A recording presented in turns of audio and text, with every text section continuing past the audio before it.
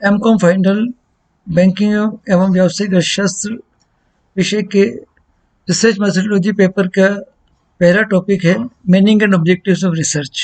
आज हम इस पर चर्चा करेंगे। शोध क्या है, शोध के उद्देश्य क्या है, शोध क्यों की जाती है, ऐसे कौन से कारण रहते हैं जिस कारण हम शोध करते हैं, आखिर में शोध किसे कहते हैं, अनुसंधान किसे कहते हैं।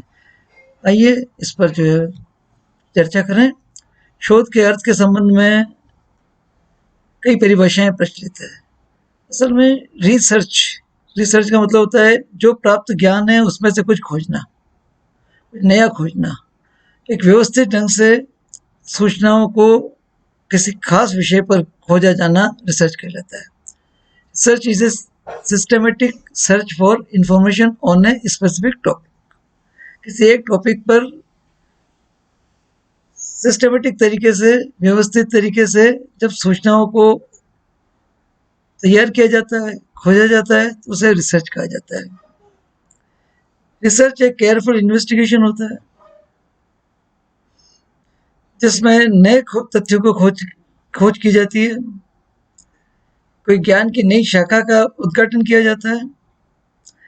ऐसे वो सभी काम जो जिसमें ज्ञान की नई शाखा का विकास हो रहा है, नए तथ्यों को खोजा जा रहा है, उससे हम रिसर्च की श्रेणी में रख सकते हैं, शोध की श्रेणी में रख सकते हैं।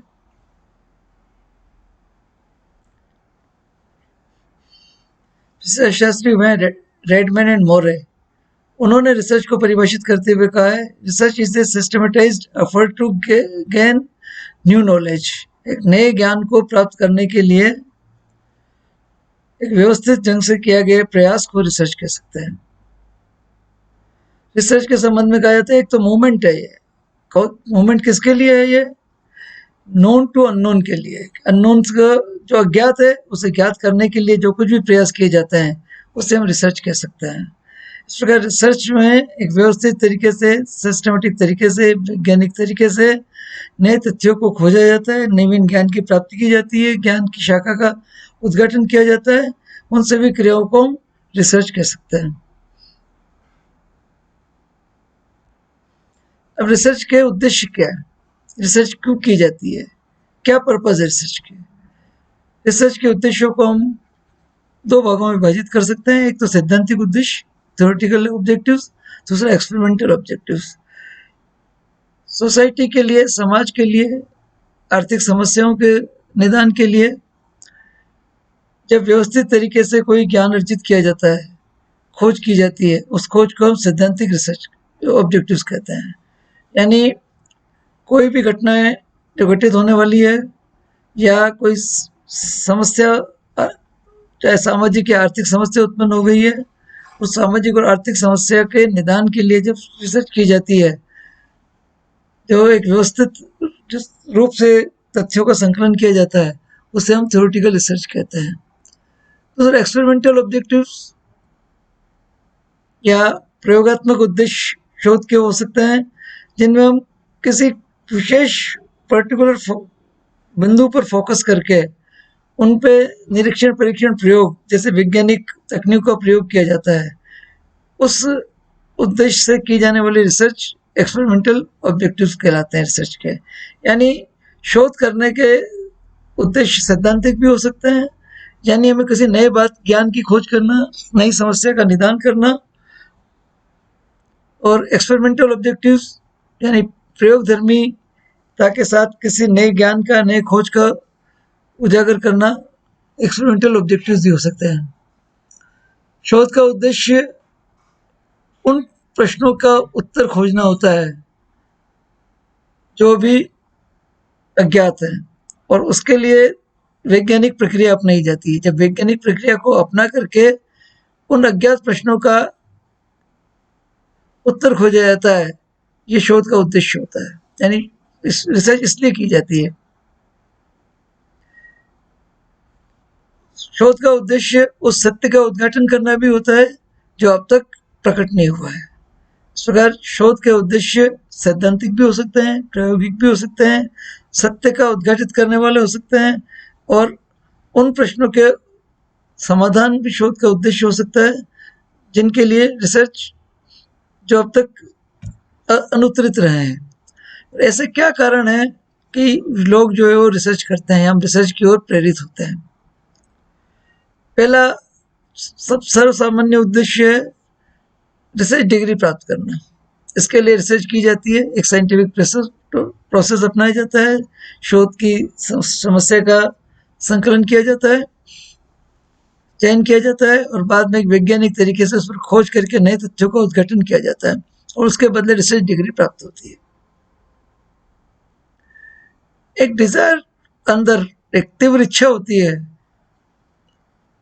अनुत्तरित समस्याओं के निदान करने की, और ये तीव्र उत्कंठा, ये तीव्र इच्छा शोध की ओर प्रेरित करती है, शोध करने के लिए प्रेरित करती है।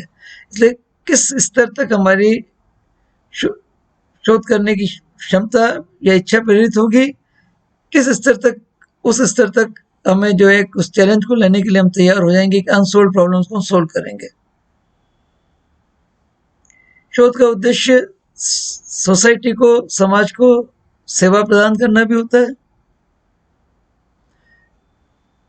शोध करने का कारण कोई ऐसा क्रिएटिव काम करने की इच्छा भी होती है कि तीव्र इच्छा होती है कि हम कोई क्रिएटिव काम करें।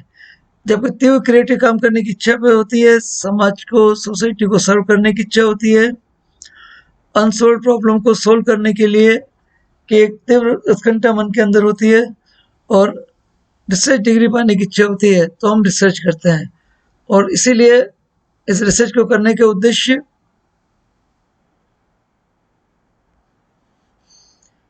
वो सैद्धांतिक भी हो सकते हैं, यानी किसी घटनाक्रम को जानने, उसका अध्ययन करने, वर्णनात्मक अध्ययन करना भी हो सकता है। प्रयोगधर्मी भी हो सकते हैं, जिनमें किसी एक आर्थिक समस्या को या सामाजिक समस्या के लिए निरीक्षण, परीक्षण, प्रयोग और वैज्ञानिक तकनीकों का प्रयोग करना भी हो सकता है।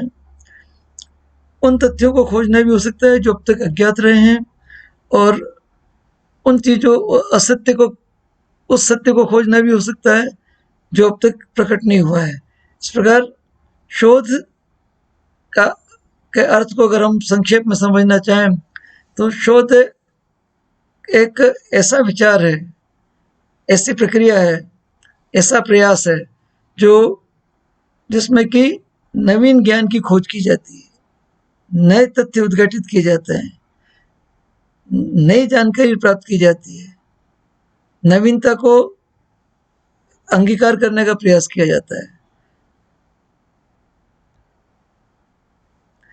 और ये जो प्रयास हैं ये अटकल बच्चों नहीं होते हैं, ये सिस्टमेटिक तरीके से होते हैं। सूचनाओं का व्यवस्थित तरीके से संकलन करना, उनका विश्लेषण करना, उनका निर्वचन करना और उससे निष्कर्ष निकालना, ये ऐसी इस प्रक्रिया को हम शोध कहते हैं। एक बहुत ही सावधानी पूर्वक किया गया इन्वेस्टिगेशन है, सावधानी पूर्वक की गई इंक्वायरी है,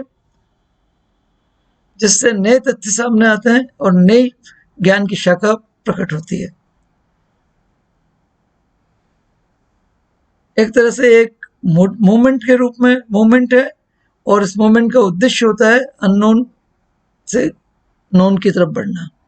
इस प्रकार शोध एक व्यवस्थित वैज्ञानिक क्रिया है जिसके अलग अलग वैज्ञानिक चरण होते हैं, और इसके शोध कार्य को करने के या शोध के कुछ प्रमुख उद्देश्य होते हैं, और कुछ ऐसी डिजायर होती है, एक उत्कंठ इच्छा होती है मन के अंदर नया करने की, नई सृजन करने की, सोसाइटी को सर्व करने की, तब रिसर्च होती है।